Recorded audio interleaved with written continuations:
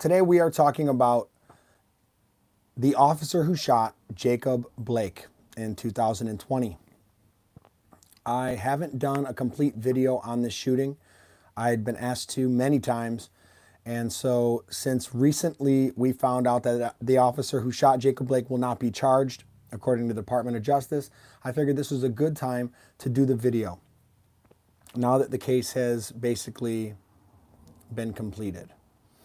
So links to both of the articles that I'll be reading from today will be in the description below, as well as a link to the Wikipedia. You can find them in the comments in the live chat as well. So let's get into it. On the 13th, I believe, about a week ago, the Department of Justice released information that the officer who shot Jacob Blake would not be charged in the shooting. The DOJ, the Department of Justice, said that the evidence obtained by the FBI and the state investigators is insufficient to prove that Officer Rusten Sheskey willfully used excessive force when he shot 30-year-old Blake in August of 2020. I have made mention of this in some of my videos. I didn't think the officer should be charged. To me, it looked like it was a justifiable shoot with all of the background information that we had. So we are seeing that play out right now. Nothing proved that the officer acted with the deliberate and specific intent to do something the law forbids. Neither incident, neither accident, mistake, fear, negligence, nor bad judgment is sufficient to establish a willful federal criminal civil rights violation, the DOJ said in a statement on Friday as it backed its decision of not bringing charges against Shesky. So it is important to understand that this ruling simply states that there was no civil rights violation as it relates to the law. This doesn't mean that it wasn't an accident or wasn't a mistake. It wasn't out of fear or negligence or bad judgment. It just means that even if it was those things, it is not sufficient to establish a willful federal crime. So that's what this states. Separate from the fact that it was not a criminal act on his part, doesn't mean that he didn't, say, make a mistake. I don't know how he feels about that. I wasn't in the car with him. We all saw the same video. It was that cell phone video that went viral. From that perspective, to me, it looked like it was a justifiable shoot based on the information that officers had when they went to the scene.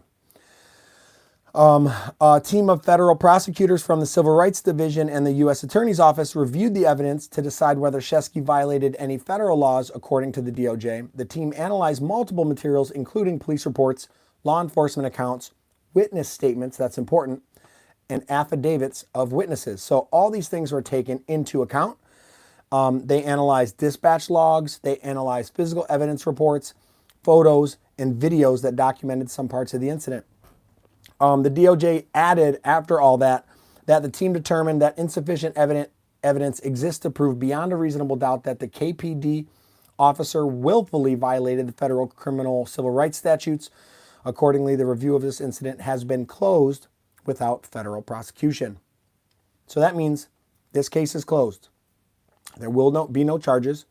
And that does not mean, however, that there won't be additional lawsuits or there won't be additional investigations.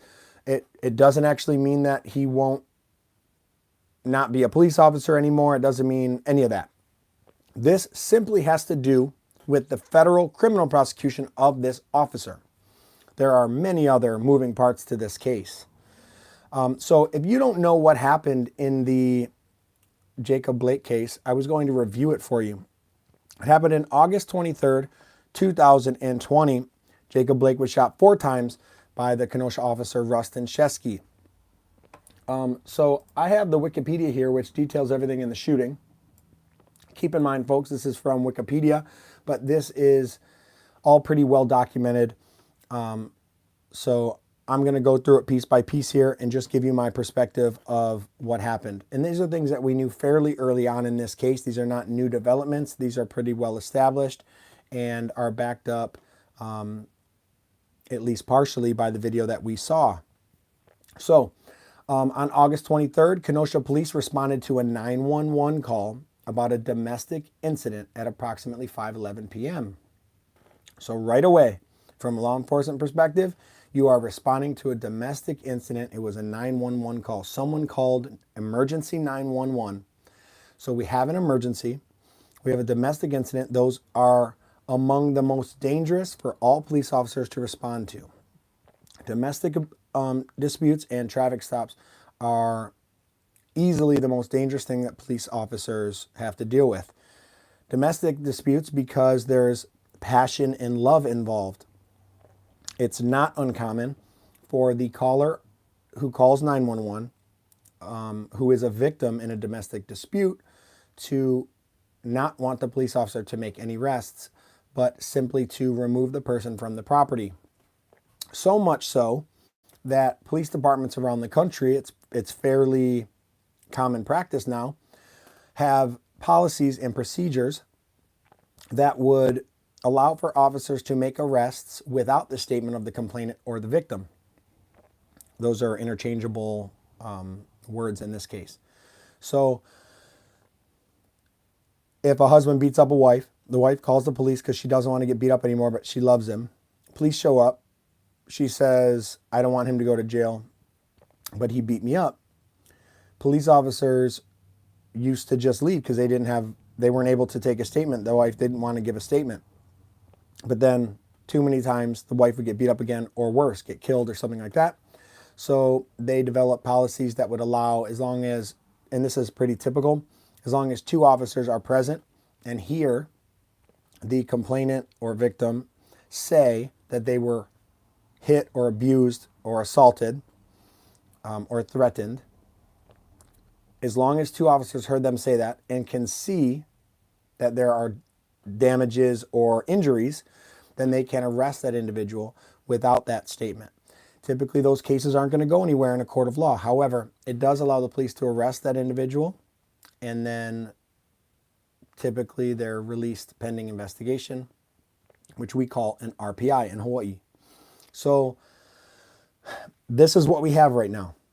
Take all that we just talked about and roll that into what we're talking about. This is a loaded case. Officers show up, domestic incident, they're thinking danger. They are trained that this is dangerous for them. Not only by the suspect, but also by the victim. I know a police officer who was stabbed by the wife who called police because the husband was beating her up. When they went to arrest the husband, she pulled out a knife and stabbed him, and it hit him in his notebook. He had a calendar notebook that our police union gives out every year, the Shopo calendar, and it stabbed him in that book and did not go through. Thank God for that, because if it hit the vest, it would have went through like butter. Vests don't stop knives. That's a good thing for everybody to know. So that is a true story by one of the corporals who is one of my training officers in the police academy at Kekula. So they're going into this case, 911 call, domestic incident. It's 5:11 p.m. Everybody just got off work, starts to pick up. That's third watch. So that's like the afternoon watch. Stuff starts popping off. According to multiple official sources, the female caller referred to Blake as her boyfriend, said that he was not permitted to be on the premises and that he'd taken her car keys and was refusing to give them back. Well, we have red flags all over the place. In cases of domestic violence or domestic abuse, typically a 48-hour or 72-hour warning is given, especially in Hawaii, where the complainant and the suspect are not allowed to have contact. They're not allowed to see each other for the 72-hour period or whatever it is in the jurisdiction that you're in. They literally train this in the police academy, where you get sent, you do a scenario where you get sent to the case and the woman says, he's not supposed to be here. That's a red flag. That's something that now turns your attention to some type of a temporary restraining order or permanent restraining order, to which now you have certain qualifying questions. You need to do more discovery questions. Usually you'll ask, why is he not supposed to be here, and do you have paperwork? That's typically what happens, because usually there is paperwork. And if you see that TRO, that temporary restraining order, and that person is on premises, he gets arrested. This is very common in domestic disputes because if you've been going to certain cases and they're always arguing or fighting, they've usually done it before in the past and at some point gotten a TRO on each other. So you have another red flag now. He's not supposed to be here and he's taken my keys and won't give them back. So now you're talking about theft, possibly, because if he owns the car too, it's not theft. But now you have more moving parts here. This is an active crime scene. There are crimes occurring as the officers are standing by. This is a very live scene. So, officers were also informed by the dispatcher that there was a wanted alert for someone at the address indicated by a police code 1099. So the dispatcher would say on the radio, I got a 1099 on this house for this jurisdiction. It basically means someone in this house has a wanted alert. They're a wanted fugitive. We don't have the 1099 in Honolulu. At least it doesn't mean this. A 1099 is a bomb call in Honolulu. But in Wisconsin, the 1099 means that there's a wanted alert for somebody at that house. Another red flag. It's coming in a hot scene, domestic dispute. Dude's not supposed to be there. Stole the keys, won't give them back. And there's a wanted call at the house.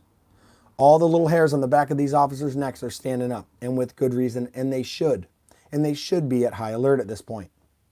There's no playing games at this point. They should not be giving second chances at this point. It's getting too hot, too dangerous for everybody. So,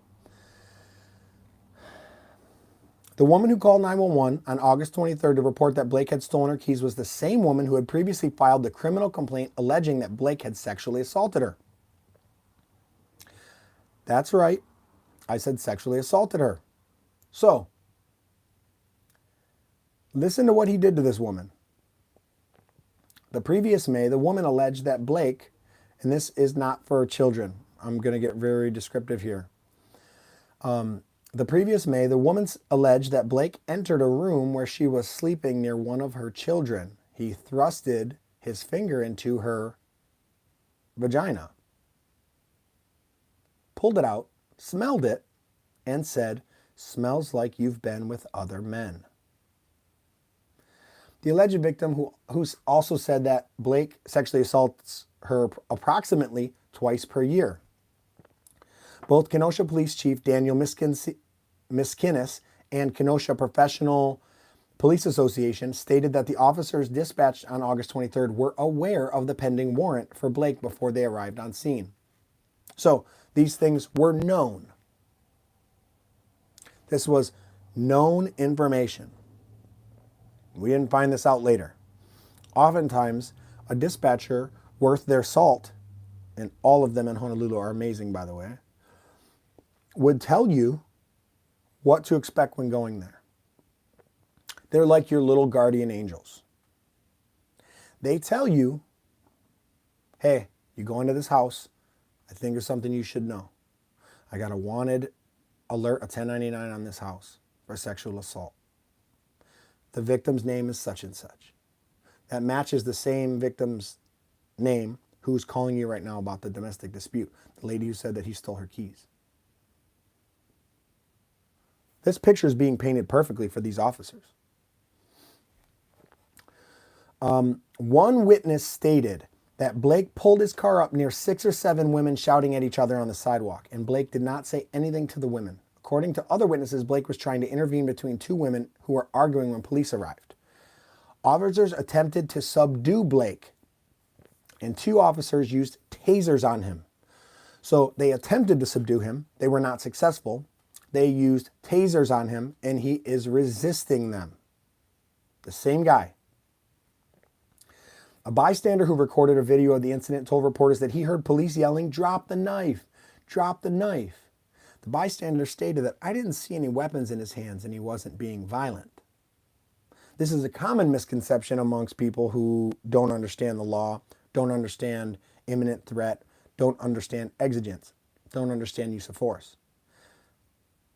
No one appears to be violent until they're violent. You cannot appear to be violent until you have become violent. Holding a knife in your hand or in your pocket does not appear violent. I can assure you, many a police officer have been killed and the suspect did not appear violent. But then he wasn't violent until he was. Tussling with the police officers, resisting, is violence. There's different forms of aggression. And this guy had already wrestled with police officers and they attempted to tase him. 2 officers attempted to tase him. And he's not listening to them.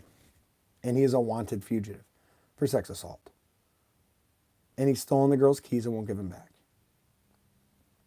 So, the police union says that Blake was armed with a knife in his left hand, but officers did not initially see it. And he forcefully fought with the police, he forcefully fought with the officers, including putting one of them in a headlock while ignoring orders to drop the knife. He put an officer in a headlock. Some wouldn't consider that violent. I would. So, based on the inability to gain compliance and control after using verbal, physical, and less lethal means, the officer drew their firearms. They climbed up the use of force continuum based on the actions of the person they were trying to apprehend. I would say that sexual assault is a violent crime. I would say what this man did to that woman is a violent crime. So, they tried to gain compliance using verbal commands, didn't work. Then they tried to use physical manipulation, didn't work. Then less lethal means with the taser, it didn't work. This sounds a lot like the Lindani Mayeni case. The officers drew their firearms, the police union added. One of Blake's attorneys disputed this version of events, calling it overblown and saying that police officers were the aggressors and immediately became physical with Blake upon arriving at the scene. Well, let me say something. Arresting someone is physical. Hey, if you have a wanted warrant, it's going to get physical. Even if you turn around and put your hands behind your back, they have to put handcuffs on you. And at a certain point, they take these sharp, pointy metal objects out of their cuff pouch and put them in their own hands, making them and their hands unusable. It's hard to fight with handcuffs in your hands, especially with one handcuff on the suspect. Things are very heated, very tense, very dangerous for them. It's going to get physical. The police officers should get physical. When you are arresting someone, you will comply or we will make you comply. So, they will get physical. That's a fact. And it should be that way. Anyone who's arrested someone knows what I mean. So, this is when it gets interesting. After the initial scuffle, Blake walked to the driver's side of the vehicle, followed by Officer Rusten Sheskey and another police officer with handguns drawn. Shesky attempted to grab Blake, and when Blake opened the driver's side door and leaned in, Shesky grabbed him and fired 7 shots towards Blake's back. That sentence is the sentence that's been played by the media over and over and over again, ad nauseum. White cop shoots black suspect in back 7 times. And I can assure you, the headlines, as you'll find in the Newsweek article that I'll post in the description, is Kenosha officer who shot Jacob Blake in the back will not face charges. That's all they want you to know, for whatever reason. And that's nonsense. Jacob Blake admitted to having his knife, his pocket knife. And he dropped it and then picked it up while scuffling with police officers. I teach my kids not to resist the police officers. I would teach my kids that if you drop a pocket knife around a police officer, you go ahead and leave it there. There are ways you need to act around our law enforcement community that are already doing a tough job. It's already dangerous enough. And when you're the suspect they're there to arrest, don't pick up your pocket knife. Let me say, it is heartbreaking that anyone gets injured or killed by anyone, police or the neighborhood criminal. I'm not happy when somebody dies, and neither are the police officers responding. They don't want to go to those cases. They don't want to have to shoot people. Turns their life upside down. I can assure you that this officer, his life has turned upside down. He was sent to that case. Let's not forget that this man did not wake up and say, I'm going to go shoot Jacob Blake today. He probably didn't want to go to that case. Who would want to go to that? A family dispute, a bunch of people arguing. You go there, it's to do the job you were trained to do. And I believe, based on what I saw, this guy did it. This is where things get heated. According to Blake's attorney, only 4 of the shots hit Blake. According to Shesky's attorney, Shesky saw Blake put the child in the vehicle as he arrived and heard a woman say, "He's got my kid, he's got my keys." Shesky shot Blake believing he was attempting to kidnap the child in the back seat of the vehicle he was entering, and because Blake had a knife in his hand and twisted his body toward Shesky. So, shows up on scene, domestic violence call. Everybody's arguing, fighting. Sees Jacob Blake, he knows he's got a wanted warrant. They go to address him, he fights with them.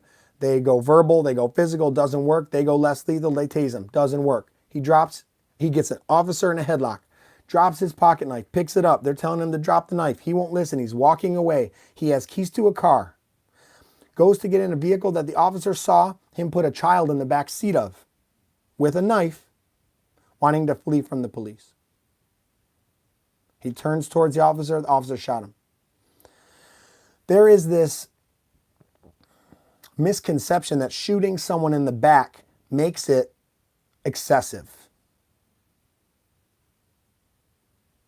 There are plenty of times where having your back towards an officer is safe for the officer, but that's when he can see your hands. That's why during felony traffic stops, you will see that the officers make the suspect get out of the vehicle, put their hands on their head, and walk backwards to the sound of their voice, sometimes on their knees. Sometimes they'll crawl. They do that so that they can see the hands. A police officer was never killed. A police officer was never shot by a person who didn't have any hands. Hands are where the danger is. You watch the hands first, and then you watch the waistband. That's usually where people keep weapons and guns or knives. In this case, they couldn't see his hands. He had a knife. He reached into the car and turned towards the officers. How many times has an officer been shot by a guy with a gun in the car? The gun conceals the hand. The car conceals the hands, and that's why officers get shot. This officer said, nope, not going to happen today. The guy was already violent. He's already resisted. He's already wanted. He's a violent criminal. He's got kids in the car. The car's not his. He stole the keys. I watched him put the kid in the car. All these things are added to this case. Okay, so in a press conference on October 26, 2020, Wisconsin Attorney General Josh Call said the knife was recovered from the driver's side front floorboard of the car Blake was leaning into when he was shot in the back. Call also said that Blake told investigators that he had a knife, though Call declined to describe the knife or say whether it was related to the shooting. Blake's lawyer disputed that the knife was in his possession. So Blake's lawyer disputed that the knife was in his possession. The attorney is disputing that the knife was even in his possession. That sounds like something Ben Crump would say. The prosecutor who oversaw the investigation said that Blake admitted to holding a knife and that officers and witnesses stated that Blake turned towards Officer Shesky with the knife immediately before the shooting. Blake later admitted that he wasn't thinking clearly and picked up a knife during the altercation because although he denied having the intent to use it. Here's another problematic point. Officers cannot read your mind. They can only read your actions. Most often, your actions will describe, illustrate, if you will, your intentions. So, I think that this is something that we can't move past too quickly. Blake admitted that he wasn't thinking clearly. Obviously, most criminals are not thinking clearly. They're just thinking about not going to jail. They're being selfish. Picked up a knife during the altercation, but denied having the intent to use it. Blake was flown to Froedtert Hospital in Wauwatosa, Wisconsin. His father announced on August 25th that Blake was paralyzed from the waist down and that doctors do not know if it will be permanent. He also suffered a gunshot wound to one arm and damage to his stomach, kidney, and liver. He had to have most of his small intestines and colon removed. Blake was initially handcuffed to his hospital bed and guarded by 2 officers during an outstanding warrant. Due to the outstanding warrant, the handcuffs were removed and the officers stopped guarding Blake after he posted bond. So that's the story. There's a lot more to this, but the reason for this video and the reason it came out now is because we now know that the officer will not be charged. So I want to draw attention to the fact that the media pushed the false narrative that he was unarmed. That's what everybody heard. This turned into a big public outcry of systemic racism and of a white cop shooting a black suspect in the back, which is just not what happened here. Anything can be boiled down to that. You can boil anything down to race, I guess, if you boil it down enough.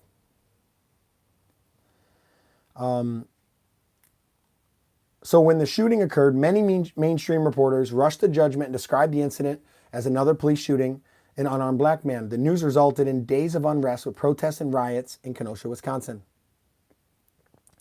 During the 2020 presidential campaign, then candidate Biden promised to launch an investigation into the shooting, and Vice President Kamala Harris, who was a senator at the time, called for the officers to be held accountable for the shooting.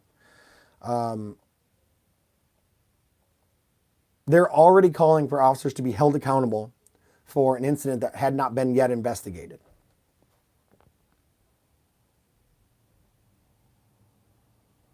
That's problematic to me. There was curfews. Kenosha was going nuts. You know what I mean? It turned into something crazy. We have Kyle Rittenhouse. We have all these other issues that popped up because of it. All because of the narrative that this cop shot an unarmed black man in the back. That just shows how disingenuous the news has been. Just trying to make money, just trying to jump on this bandwagon. So at the beginning of this year, 2021, prosecutors revealed video evidence of Blake holding a knife when shot by police. That's when Blake admitted to holding the knife. He went on Good Morning America in January and did an interview.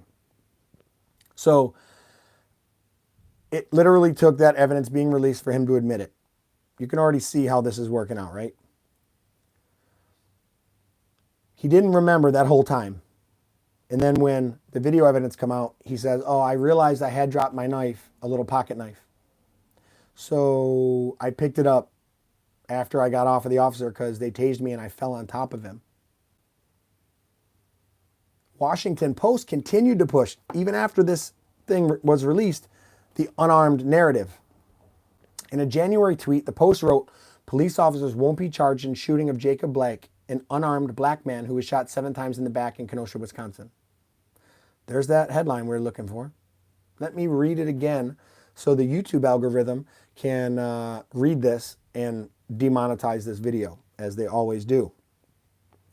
The Washington Post pushed the unarmed narrative in January by writing, police officers won't be charged in shooting of Jacob Blake, an unarmed black man who was shot 7 times in the back in Kenosha, Wisconsin. They deleted that tweet following all the backlash, and they added a correction article. This is what they wrote. An earlier version of this story incorrectly described Jacob Blake as unarmed. While his family has said he was not armed when shot by police, prosecutors on Tuesday said video evidence depicts him holding a knife. The story has been corrected. Oh, if it was just that simple to undo all the damage you did by spreading these rumors and creating civil unrest throughout the country. Just as simple, this story has been corrected. That no one would see. No one's going to see the correction to that story. Even after this, you have a CNN host who continued to push this narrative, despite there being no investigation to verify that claim. So Tom Elliott posted a video compilation of CNN anchor Jake Tapper referring to Blake as unarmed. And it basically is a loop of him just saying unarmed black man, unarmed black man, unarmed black man, over and over and over.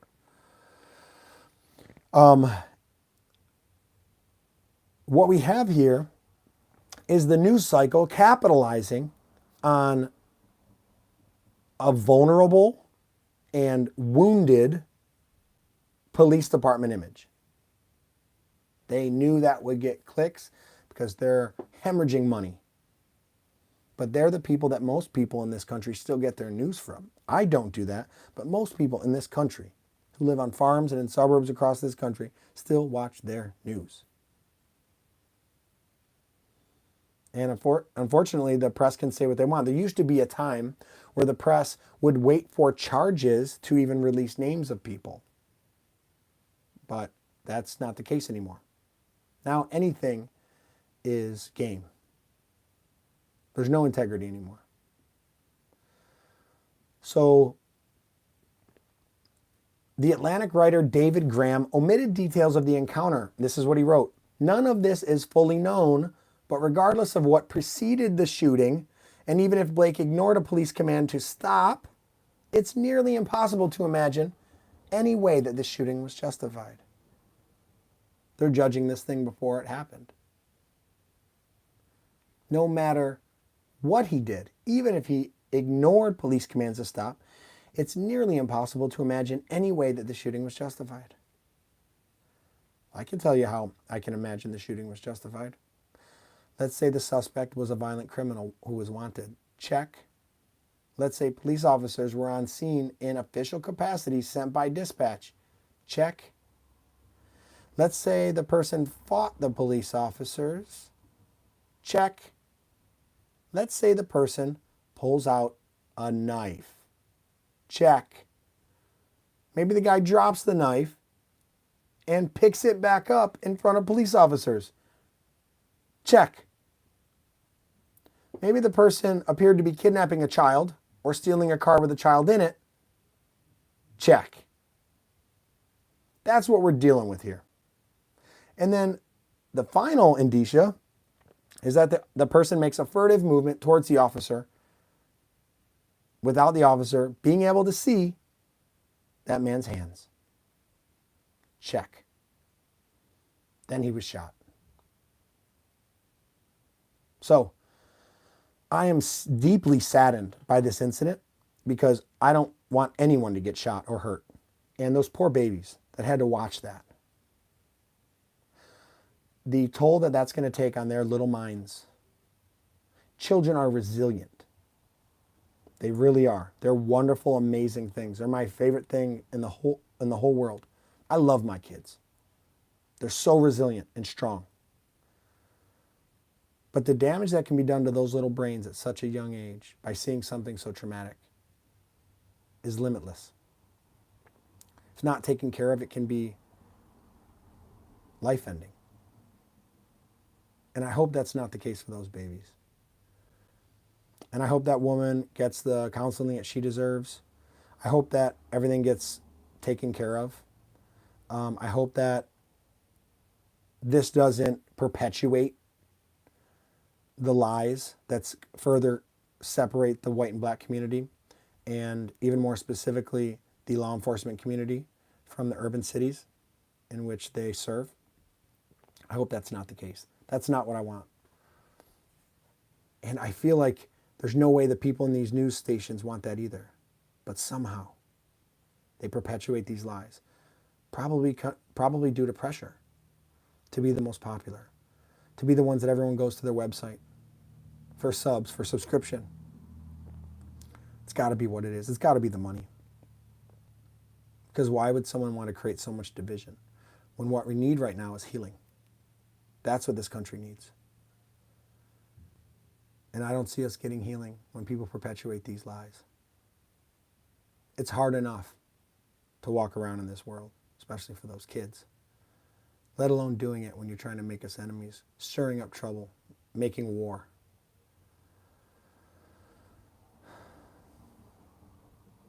I just don't know what the next step is. For me, I feel like it needs to be transparency. I feel like we need to both, on both sides, commit to conversation. Without anger, without character assassination. Just the ability to sit down and talk and have communication. That's what we need.